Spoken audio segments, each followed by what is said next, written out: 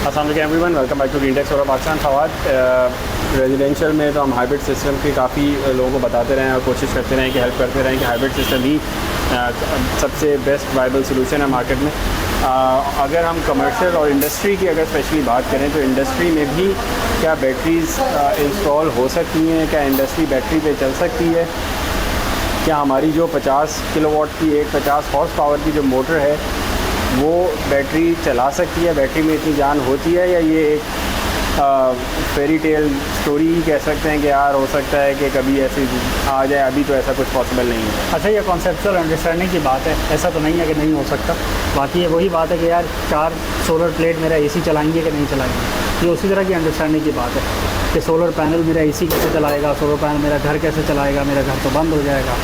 तो ये वही वाली बात है कि मेरी फिर इंडस्ट्री चल पाएगी कि नहीं चल पाएगी। तो जैसे पहले आपका घर चल रहा है और आपकी कमर्शियल एंटिटी चल रही है, वैसे इंडस्ट्री भी चल जाएगी।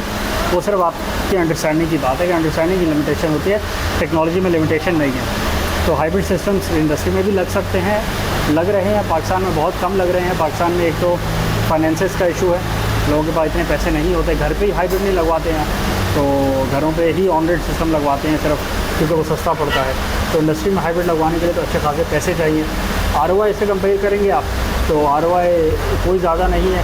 जहाँ ऑन रेट सिस्टम 10 से 12 महीने में आपके सिस्टम की ROI दे देता है सेल्फ कंजम्पशन पे, वहाँ अगर आप हाइब्रिड सिस्टम लगवाते हैं तो 24 से 25 महीने लग जाते हैं आपके हाइब्रिड सिस्टम की ROI निकलने में।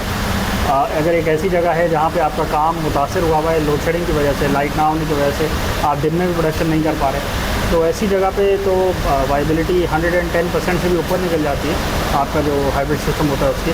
बट अगेन फाइनेंसेस की बात होती है, इन्वेस्टमेंट की बात होती है। फाइनेंस से ज़्यादा मेरा ख्याल है कि कॉन्सेप्ट्स की बात है कि आप पहले इसको ब्रीफ करें। जैसे आप सिर्फ 4 साल पहले आप चले जाएँ तो इंडस्ट्री में भी सोलर लगवाने को राज़ी नहीं थे कि यार क्यों लगवाऊंगा, मैं बिल दे सकता हूँ, I can afford the electricity. आज वही बंदा कह रहा है कि मुझे सोलर लगा के दो क्योंकि मेरी अफोर्डेबिलिटी आउट हो रही है। ऐसे ही एक तो आप अगर अफ्रीका की ही एग्जाम्पल ले लें तो वहाँ कितने बैटरी सेटअप्स हो रहे हैं, वहाँ कोई मिक्स की तरफ नहीं जा रहे कि हम LNG और पेट्रोल और डीजल और के इलेक्ट्रिक और वापडा और साथ में सोलर को मर्ज करके विंड टर्बाइन लगा के हम कोई मिक्स बनाने की एक अजूबा कोशिश करते हैं। आप सिंपल सोलर और बैटरी के साथ, विंड और बैटरी के साथ ही आप अपना काम कर सकते हैं। आपने जो कंपैरिजन किया ना वो बिल्कुल ठीक कंपैरिजन है, क्योंकि जब आप पाकिस्तान का कंपैरिजन करेंगे तो आप अमेरिका से नहीं करेंगे, आप ऑस्ट्रेलिया से नहीं करेंगे, आप UK से नहीं करेंगे।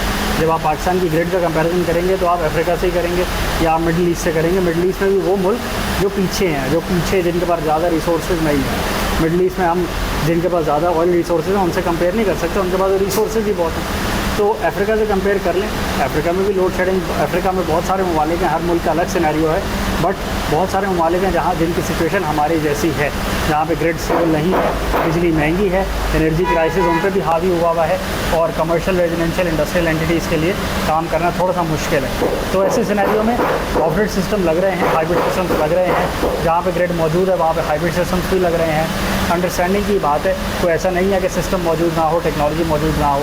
बाकी जो हमारे लिए इन्वर्टर्स हैं, बैटरीज हैं, वो हमारे लिए नहीं बन रहे, वो पाकिस्तान के लिए नहीं बन रहे, ग्लोबली बन रही हैं, चाइना में बन रही हैं, ग्लोबल इंडस्ट्री के लिए बन रही हैं। हम अडॉप्ट नहीं करते तो हम अपना ही नुकसान करते हैं। जैसे सोलर पैनल आज जो हमें मिल रहा है Tier 1 A ग्रेड का, वो स्पेसिफिकली हमारे लिए नहीं बना हुआ, वो ग्लोबली सबके लिए यही बना हुआ। तो हम भी अगर उससे बेनिफिट उठा लेते हैं तो अपना फ़ायदा करते हैं, किसी का नुकसान नहीं करते, और नहीं करते तो भी हम किसी और का नुकसान नहीं कर रहे होते, सिर्फ अपना नुकसान कर रहे होते। तो सिस्टम्स मौजूद हैं।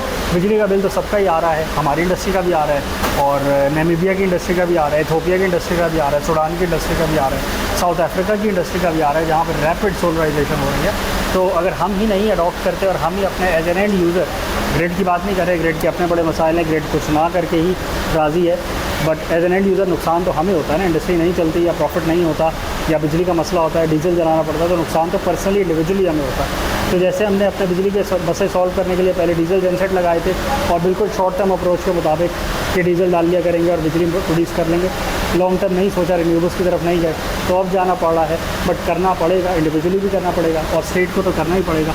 स्टेट को देखे देखे आप वेट नहीं कर सकते, आप अपना इंडिविजुअली अपना मसला। स्टेट की बात करें, अभी तो एक लोकल इंडस्ट्री की बात हुई थी ऑस्ट्रेलिया में, जो साउथ ऑस्ट्रेलिया है, जो स्टेट है वो इटसेल्फ बैटरी बैंक्स के ऊपर जा रही है और वो बैटरी बैंक्स इंस्टॉल कर रही है ताकि हम जो रिन्यूएबल की एनर्जी है वो हम सेव करें और रात में लोगों को बेचा करें।